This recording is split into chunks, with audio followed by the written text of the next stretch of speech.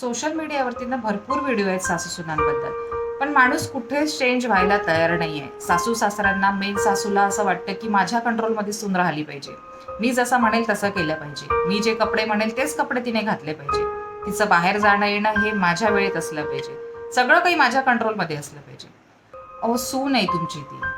कसं काही तुम्ही एवढा विचार करू शकता, की ती माझ्या कंट्रोलमध्ये असली पाहिजे? तुम्ही सुनेसोबत संबंध तोडायला तयार व्हाल, पण तुमचा इगो बाजूला तयार होणार नाही.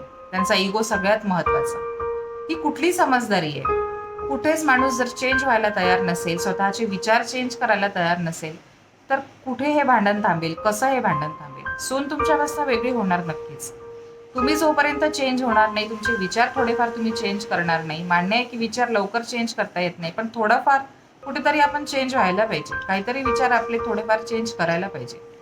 पण आपण संबंध तोडायला तयार होतो सुनेसोबत, तिला घराच्या बाहेर ठेवायला तयार होतो, आपल्या मुलाचा संसार मोडायला तयार होतो, पण आपला इगो बाजूला तयार नाही होत.